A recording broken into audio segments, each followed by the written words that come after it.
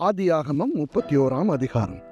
பின்பு லாபானுடைய குமாரர், எங்கள் தகப்பனுக்கு உண்டானவைகள் யாவையும் யாக்கோபு எடுத்துக்கொண்டான் என்றும், எங்கள் தகப்பனுடைய பொருளினாலே இந்த செல்வத்தை எல்லாம் அடைந்தான் என்றும் சொன்ன வார்த்தைகளை யாக்கோபு கேட்டான். லாபானின் முகத்தை யாக்கோபு பார்த்தபோது அது நேற்று முந்தைய நாள் இருந்தது போல் இராமல் வேறுபட்டிருக்க கண்டான். கர்த்தர் யாக்கோபை நோக்கி, உன் பிதாக்களுடைய தேசத்திற்கும் உன் இனத்தாரிடத்துக்கும் நீ திரும்பி போ, நான் உன்னோடே கூட இருப்பேன் என்றார். அப்பொழுது யாக்கோபு ராகேலையும் லேயாளையும் வெளியிலே தன் மந்தையிடத்தில் அழைப்பித்து அவர்களை நோக்கி, உங்கள் தகப்பனுடைய முகம் நேற்று முந்தைய நாள் இருந்தது போல இருக்கவில்லை என்று எனக்கு தோன்றுகிறது. ஆனாலும் என் தகப்பனுடைய தேவன் என்னோடே கூட இருக்கிறார். என்னால் இயன்ற மட்டும் நான் உங்கள் தகப்பனுக்கு ஊழியம் செய்தேன் என்று நீங்கள் அறிந்திருக்கிறீர்கள். உங்கள் தகப்பனோ என்னை வஞ்சித்து என் சம்பளத்தை 10 முறை மாற்றினான். ஆனாலும் அவன் எனக்கு தீங்கு செய்ய தேவன் அவனுக்கு இடம் கொடுக்கவில்லை. புள்ளியுள்ளவைகள் உன் சம்பளமாயிருக்கும் என்று அவன் சொன்னபோது ஆடுகள் எல்லாம் புள்ளியுள்ள குட்டிகளை போட்டது. கலப்பு நிறமானவைகள் உன் சம்பளமாயிருக்கும் என்று அவன் சொன்னபோது ஆடுகள் எல்லாம் கலப்பு நிற குட்டிகளை போட்டது. இவ்விதமாய் தேவன் உங்கள் தகப்பனுடைய ஆடுகளை எடுத்து எனக்கு தந்தார். ஆடுகள் பொலியும் காலத்திலே நான் கண்ட சொப்பனத்தில் என் கண்களை ஏறெடுத்து பார்க்கும்போது ஆடுகளோடைய பொலியும் கடாக்கள் கலப்பு நிறமும் புள்ளியும் வரியும் உள்ளவைகளாயிருக்க கண்டேன். அன்றியும் தேவதூதன் ஒருவர் சொப்பனத்தில், யாக்கோபே என்றார். இதோ இருக்கிறேன் என்றேன். அப்பொழுது அவர், உன் கண்களை ஏறெடுத்து பார், ஆடுகளோடே பொலியும் கடாக்கள் எல்லாம் கலப்பு நிறமும் புள்ளியும் வரியும் உள்ளவைகளாயிருக்கிறது. லாபான் உனக்கு செய்கிற யாவையும் கண்டேன். நீ தூணுக்கு அபிஷேகம் செய்து எனக்கு ஒரு பொருத்தனையை பண்ணின பெத்தேலிலே உனக்கு தரிசனமான தேவன் நானே. இப்பொழுது நீ எழுந்து இந்த தேசத்தை விட்டு புறப்பட்டு உன் இனத்தார் இருக்கிற தேசத்திற்கு திரும்பி போ என்று சொன்னார் என்றான். அதற்கு ராகேலும் லேயாளும், எங்கள் தகப்பன் வீட்டிலே இனி எங்களுக்கு பங்கும் சுதந்திரமும் உண்டோ? அவரால் நாங்கள் அந்நியராய் எண்ணப்படவில்லையா? அவர் எங்களை விற்று எங்கள் பணத்தையும் வாயிலே போட்டுக்கொண்டார். ஆகையால் தேவன் எங்கள் தகப்பனிடத்திலிருந்து எடுத்த ஐஸ்வர்யம் எல்லாம் நமக்கும் நம்முடைய பிள்ளைகளுக்கும் உரியது. இப்படி இருக்க தேவன் உமக்கு சொன்னபடியெல்லாம் செய்யும் என்றார்கள்.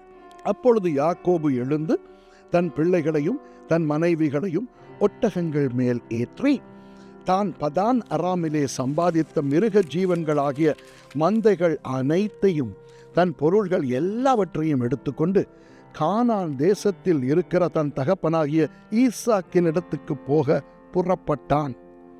லாபான் தன் ஆடுகளை மயிர் கத்தரிக்க போயிருந்தான்.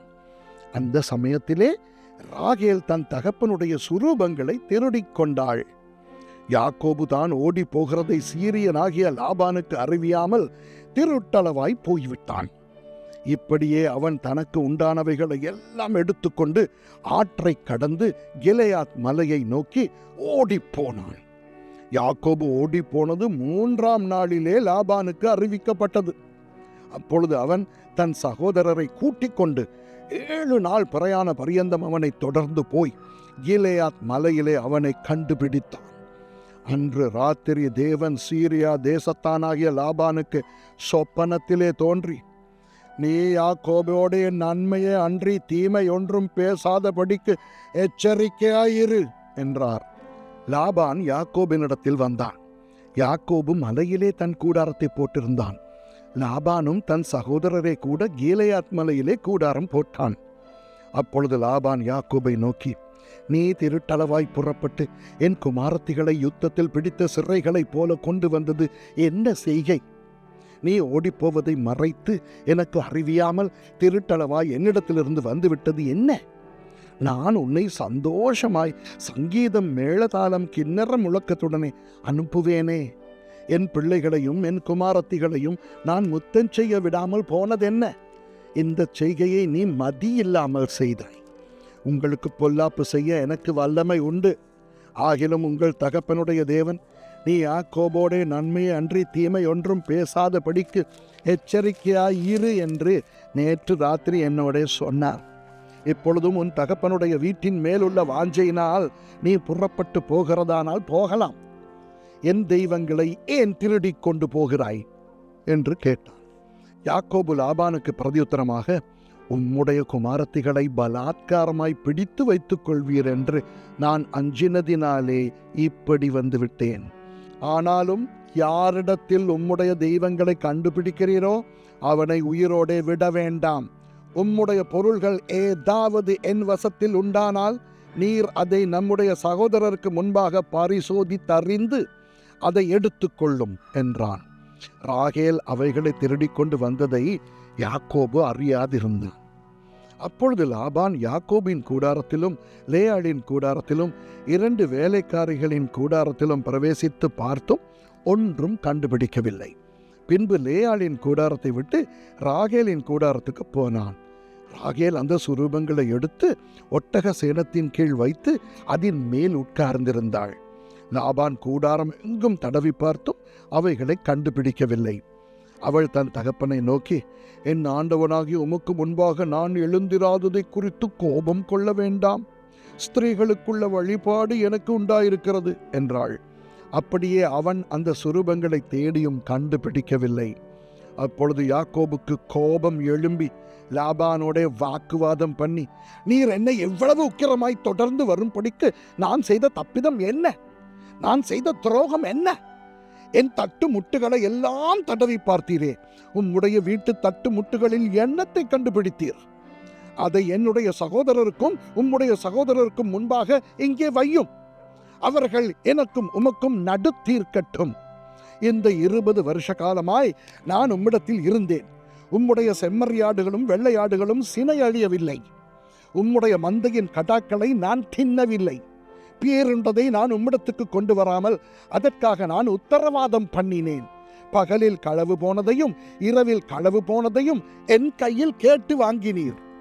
பகலிலே வெயிலும் இரவிலே குளிரும் என்னை பட்சித்தது. நித்திரை என் கண்களுக்கு தூரமாயிருந்தது. இவ்விதமாய் பாடுபட்டேன். இந்த 20 வருஷ காலம் உம்முடைய வீட்டில் இருந்தேன். 14 வருஷம் உம்முடைய 2 குமாரத்திகளுக்காகவும் 6 வருஷம் உம்முடைய மந்தைக்காகவும் உம்மிடத்தில் சேவித்தேன். 10 முறை என் சம்பளத்தை மாற்றினீர்.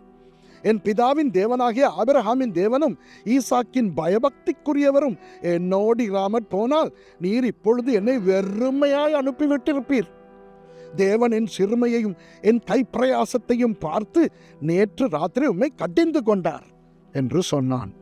அப்பொழுது லாபான் யாக்கோபுக்கு பிரதியுத்தரமாக, இந்த குமாரத்திகள் என் குமாரத்திகள், இந்த பிள்ளைகள் என் பிள்ளைகள், இந்த மந்தை என் மந்தை. நீ காண்கிற யாவும் என்னுடையவைகள். என் குமாரத்திகளாகிய இவர்களையும் இவர்கள் பெற்ற பிள்ளைகளையும் இன்று நான் என்ன செய்யக்கூடும்? இப்பொழுதும் எனக்கும் உனக்கும் சாட்சியாயிருக்கும் பொருட்டு நீயும் நானும் உடன்படிக்கை பண்ணிக்கொள்ள கடவோம் என்றான். அப்பொழுது யாக்கோபு ஒரு கல்லை எடுத்து அதை தூணாக நிறுத்தினான். பின்னும் யாக்கோபு தன் சகோதரரை பார்த்து, கற்களை குவியலாக சேருங்கள் என்றான். அவர்கள் கற்களை எடுத்து கொண்டு வந்து ஒரு குவியலாக்கி அந்த குவியலின் மேல் போஜனம் பண்ணினார்கள். லாபான் அதற்கு ஜெகர்சகதூதா என்று பெயரிட்டான். யாக்கோபு அதற்கு கலயத் என்று பெயரிட்டான். இந்த குவியல் இன்று எனக்கும் உனக்கும் சாட்சி என்று லாபான் சொன்னபடியினாலே அதன் பேர் கலயத் என்னப்பட்டது. அல்லாமலும் அவன், நாம் ஒருவரை ஒருவர் விட்டு மறைந்த பின் நீ என் குமாரத்திகளை துயரப்படுத்தி அவர்களை அல்லாமல் வேறே ஸ்திரீகளை விவாகம் பண்ணினாயானால் கர்த்தர் எனக்கும் உனக்கும் நடு நின்று கண்காணிக்க கடவர். நம்முடனே ஒருவரும் இல்லை. பார், தேவனே எனக்கும் உனக்கும் சாட்சி என்று சொன்னபடியால் அது மிஸ்பா என்னும் பெயர் பெற்றது. பின்னும் லாபான் யாக்கோபை நோக்கி, இதோ இந்த குவியலையும் எனக்கும் உனக்கும் நடுவாக நான் நிறுத்தின தூணையும் பார்.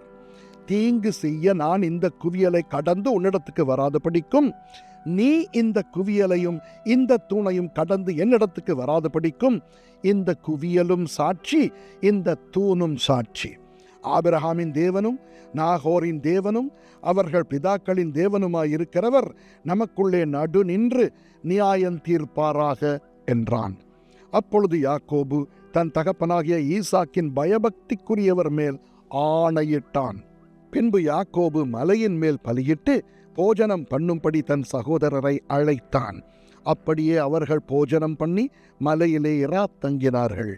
லாபான் அதிகாலமே எழுந்திருந்து தன் குமாரரையும் தன் குமாரத்திகளையும் முத்தம் செய்து அவர்களை ஆசீர்வதித்தான்.